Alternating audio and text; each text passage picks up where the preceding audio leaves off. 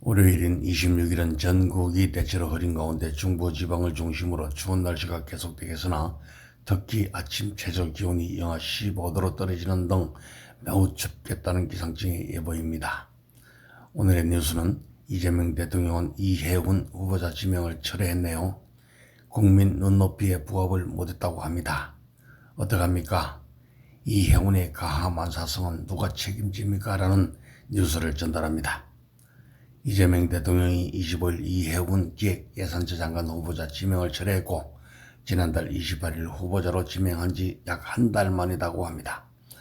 홍익표 정무수석은 이날 오후 청와대 춘추관에서 브리핑을 열고 이 대통령은 이 후보자에 대해 사회각계각층의 다양한 의견을 경청하고 인사청문회와 그 이후 국민적 평가에 대해 유심히 살펴봤다며 숙고와 고심 끝에 이 후보자의 지명을 철회하기로 결정했다고 밝혔습니다. 홍 수석은 이 후보자는 보수정당에서 세 차례나 국회의원을 지냈지만 안타깝게도 국민주권 정부의 기획예산처 장관으로서 국민 눈높이에 부합하지 못했다고 설명했습니다. 이어 통합은 진영 논리를 넘는 변화와 함께 대통합의 결실로 맺어질 수 있다며 통합 인사를 통해 대통합의 의미와 가치를 되새기고자 하는 대통령의 숙고와 노력은 계속될 것이라 덧붙였다고 합니다. 홍 수석은 이번 낙마로 대통합의 의미가 탐색된 것 아니냐는 질문에는 후보자가 국민적 눈높이와 도덕적 기준에 부합하지 못해 취임하지 못한 것일 뿐이라며 특정 진영 한쪽에 계신 분이 아니라 사회 각계각층의 전문성 가진 분을 폭넓게 쓰겠다는 대통령의 통합 의지는 계속 유지된다고 설명했습니다. 잦은 사태가 아닌 지명 철회 형식을 택한 배경에 대해서는 대통령이 보수진영 인사를 모셔왔던 만큼 지명 철회까지 인사권자로서 책임을 다한 것으로 이해해달라고 말했습니다.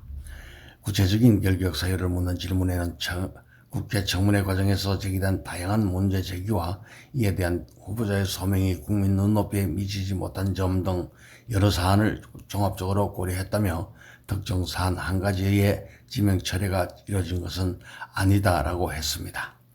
향후 인선 방향과 관련해서는 고려하는 요소 중 하나가 우리 사회 통합이라는 것인지 예산처 장관 자리를 딱 정해놓고 통합적 자리라서 보수진영 자리로 모시겠다고 이해할 필요는 없다고 했네요. 청와대 관계자에 따르면 이 대통령은 이날 오전 지명 처리를 최종 결심했으며 이 관계자는 당초 26일 인사청문회 경과보고서 채택 여부를 보고 판단하려 했으나 채택 여부가 불확실한 상황에서 자칫 며칠 더 끌다가는 다음 주 내내 이 사안에 갇힐 수 있어 이 대통령이 결국 후보자 임명이 어렵다면 빨리 결정하는 게 낫지 않냐는 판단한 것 같다고 설명했고 후보자 측에서는 브리핑 직전 통보된 것으로 전해졌다고 합니다. 후임자 인선은 시일이 걸릴 것이며 이 관계자는 이날 오전에 지명 철회가 결정돼 아직 후임자까지 논의는 이루어지지 않았다며 후보자가 한번 낙마한 자리인 만큼 도덕성 문제 등을 다 종합적으로 고려해서 더 신중하게 검토해 사람을 찾아야 한다고 말했습니다. 이 대통령은 앞서 지난 21일 열린 신년 기자회견에서 이 후보자에 대해 문제가 있어 보이기는 한다며 이렇게 극렬하게 저항에 부딪힐 줄 몰랐고 앞으로의 인사에도 참고해야 될 것 같다며 언급해 지명 철회 가능성을 시사한 바 있다는 뉴스를 KBC 코리아 보건방송에서 보내드렸습니다.